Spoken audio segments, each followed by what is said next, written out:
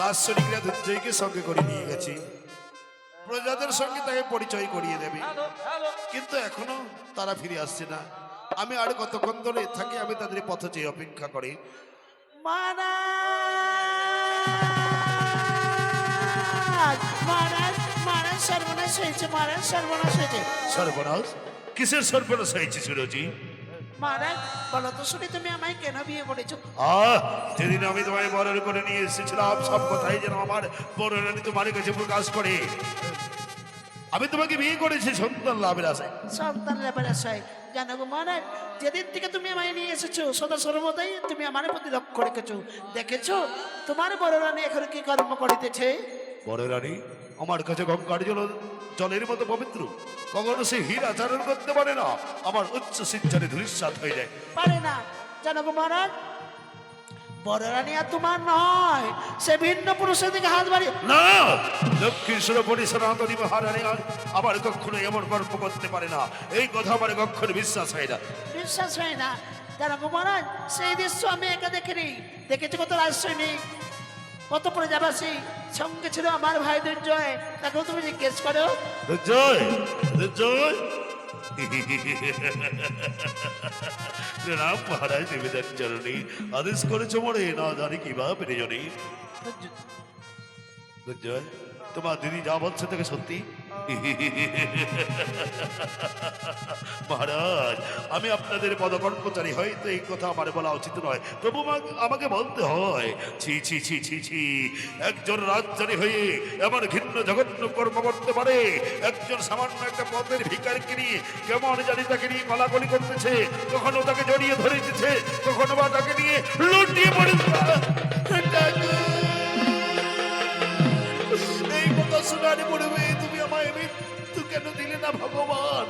বিনা বেগে তুমি যদি আমার মতায় বজ্র ভাঙ্গে ফেলিতে, তুমি যদি আমায় মৃত্যু দিতে, আমি বড় শান্তি পেতাম। অগো ঠাকুর, পারবে সুরজি? পারবে সেই দৃশ্য একবার স্মরণে দর্শনী করাতে? দিদি, এই মাত্র ভণ্ড ভিখারিকে নিয়ে মহারানী প্রবেশ করেছি রাজকীয় রত্নের ভবনে। তুমি নিয়ে যাও মহারাজকে সেই স্তরে। যাও যাও দিদি, যাও। মহারাজ দেখবে তুমি তোমার সনয়নে, এসো তুমি হলে তুমি আমার সঙ্গে এসো মহারাজ, এসো। শুনেছি, কথা যদি মিথ্যে প্রমাণিত হয় পরিণাম অতি ভয়ঙ্কর। দেখে অশান্তির আগুনে জ্বলে উঠছো কেন? চলে এসো তুমি আমার সঙ্গে, চলে এসো মহারাজ। কেনা দেখে বলেই জমেছে, দেখবো আমি আড়াল হইতে কথা করে জল কথাই গড়িয়ে পড়ে।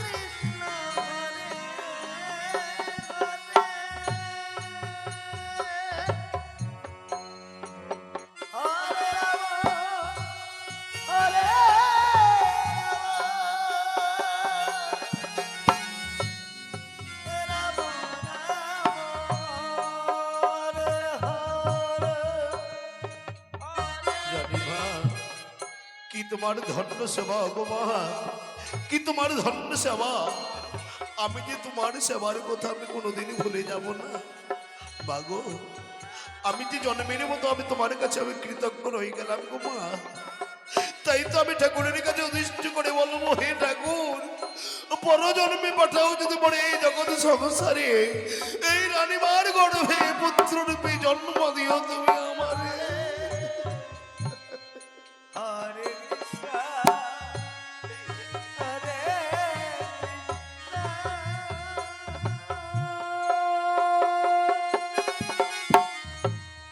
কৃষ্ণ কৃষ্ণ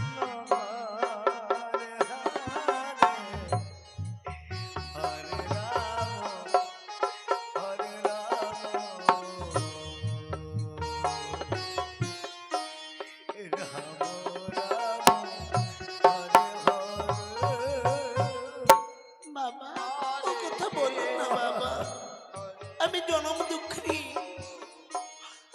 সন্তানের মা আমি হতে পারিনি। ও কথা বলে তুমি আমার অন্তরঙ্গে ব্যথা দিও না বাবা। ওগো ব্রাহ্মণ দেবতা, তুমি বড়ই ক্ষুধার্ত। আমি যে তোমার সেবার আয়োজন করেছি, বসো বাবা নিজ গুণে এই সেবার আসনি।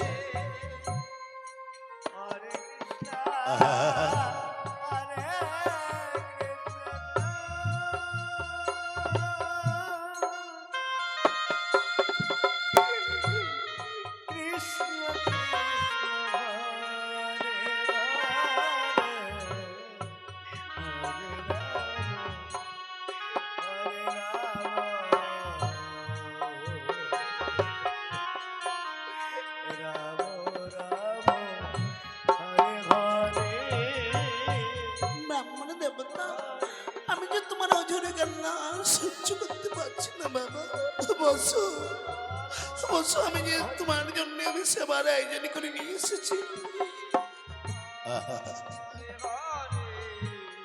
ভক্তিমতী বড় রানী ভক্তিভাবে ক্ষুধার্ত ব্রাহ্মণকে সেবা দিচ্ছে। এমতো সময় ছোট রানী ছলনার আশ্রয় নিলেন।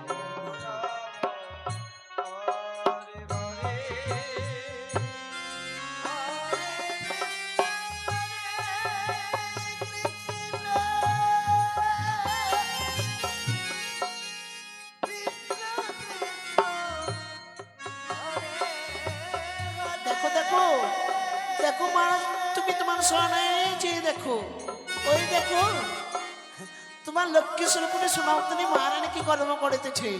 নিশ্চরে বসে সে ভিন্ন পুরুষকে সেবা দিচ্ছে। চেয়ে দেখো, চেয়ে দেখো। সুনীতি ওরে বিচ্ছাসিনী ওরে গুলোটা ওরে কলঙ্কিনী।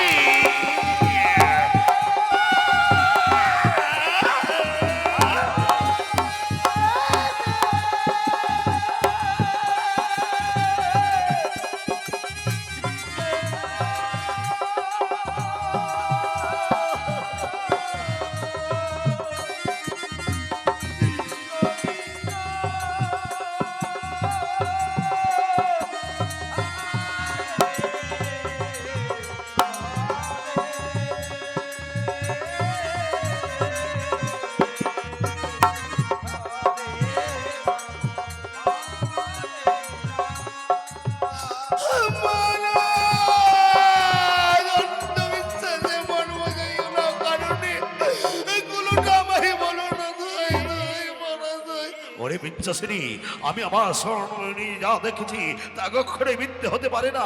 ওরে গোলোটা, এই ছিল তোর মনের বাসনা।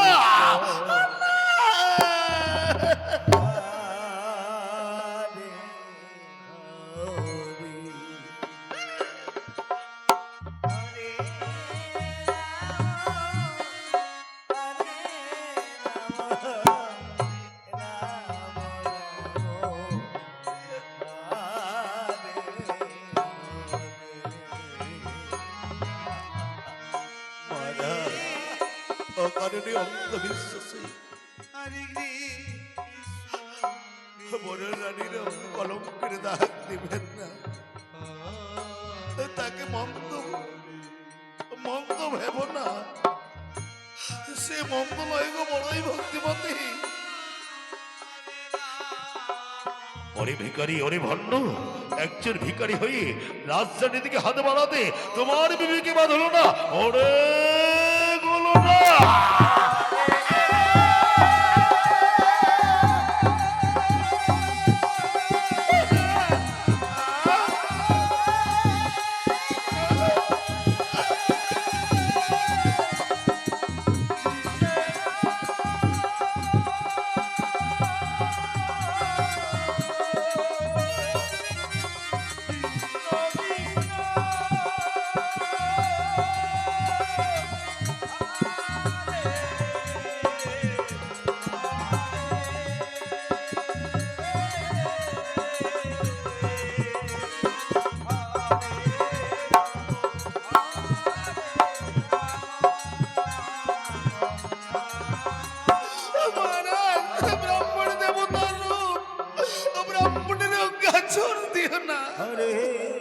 নইলে অসহায় ব্রাহ্মণ প্রাণী বাঁচিবে না।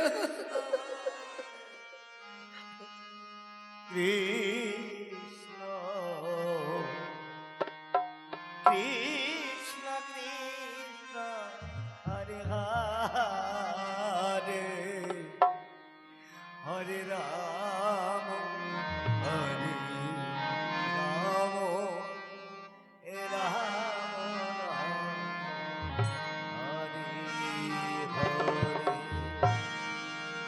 হরে হরে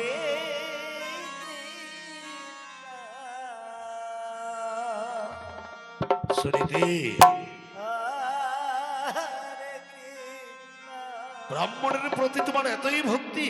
কৃষ্ণ কৃষ্ণ ওরে আমি আমার প্রাণের অধিক আমি তোমায় ভালোবাসিতাম, এই দিলে তুমি আমার ভালোবাসার প্রতিদান।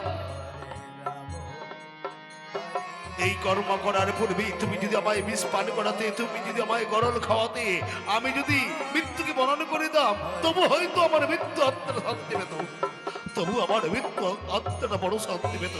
ওরে বিদ্যাশ্রী, ওরে কলঙ্কিনী, তাই তো আমি প্রতিজ্ঞাবদ্ধ, আমি আর তোমার ওই পাপিষ্ঠ বদন নয়নি হেরিতে চাই না। তাই তো শত সৈনিকের সন্মুখে, শত প্রজাদের সন্মুখে, শত মন্ত্রীদের সন্মুখে আজ হইতে তোমার গল্লাম আমি বনবাস ঘোষণা।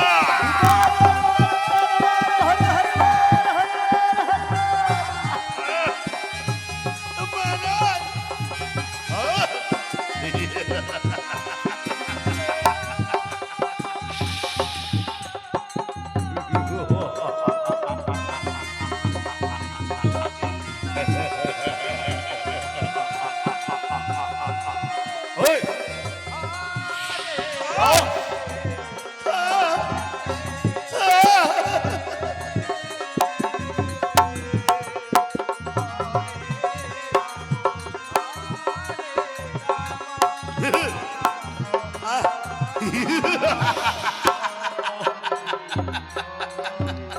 দিদি, মহারাজ সুনীতির বনবাস ঘোষণা করেছে। সে আর রানী নয়, সে ভিখারিনী। এই ভিখারির অঙ্গে রাজকীয় অলঙ্কার গুলি শোভা পায় না। সমস্ত রাজকীয় অলঙ্কার তুমি খুলে নাও, খুলে নাও দিদি, খুলে নাও, খুলে নাও। হরে রাম হরে রাম রাম রাম হরে হরে কৃষ্ণ হরে কৃষ্ণ কৃষ্ণ কৃষ্ণ হরে হরে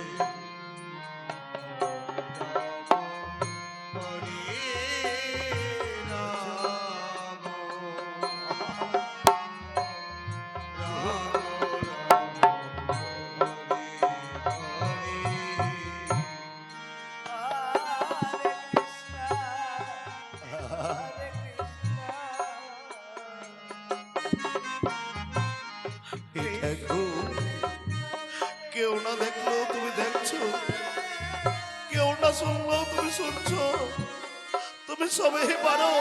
তুমি ন্যায্য বিচার করো প্রভু, তুমি ন্যায্য বিচার করো।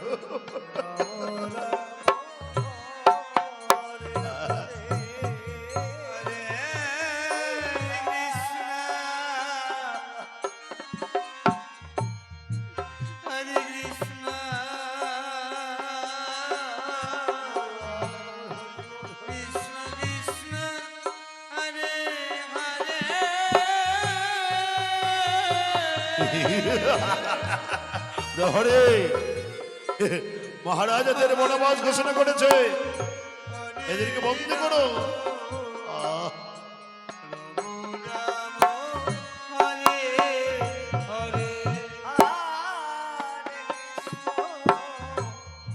হরে কৃষ্ণ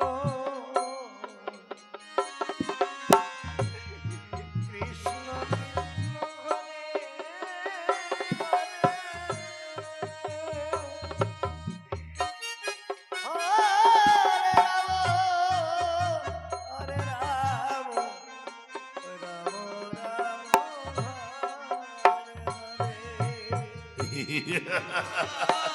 রাজকীয় অলঙ্কার তোমার অঙ্গে আর শোভা পেল না। আজ হইতে তোমার স্কন্ধে ওই ভিক্ষার ঝুড়িটা বড় শোভা পাবি। এই না জীবন যাপন করতে এই ভিক্ষার ঝোলাটাই তোমার কাজে লাগবে। এই না ভিক্ষার ঝুড়িটিকে তুমি সঙ্গে করে নিয়ে যাও, নিয়ে যাও, নিয়ে যাও। আহা!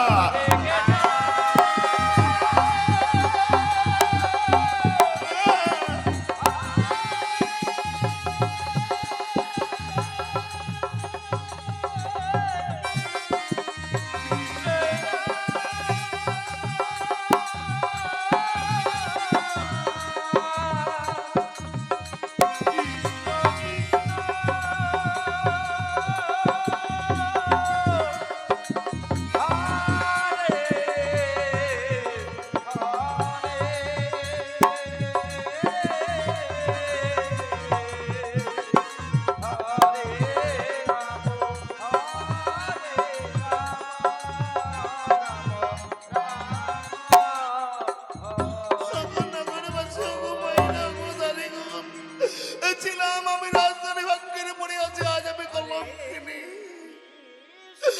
বিদায় দাও আমার, আজ হইতে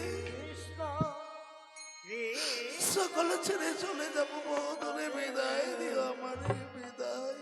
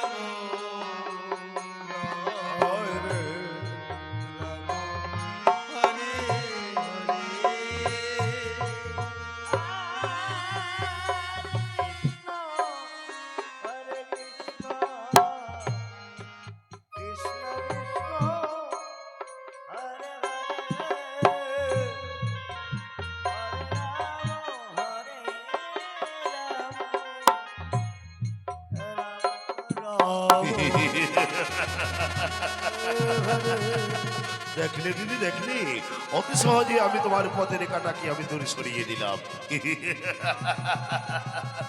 দুর্জয়, সত্যিকারেই তুমি বড়ই বুদ্ধিমতী।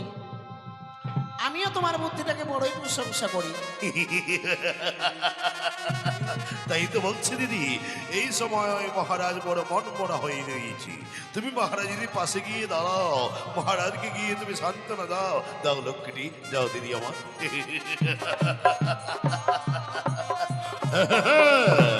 আজ হইতে মহারানী শুনিতে হয়েছেন ভিখারিণী।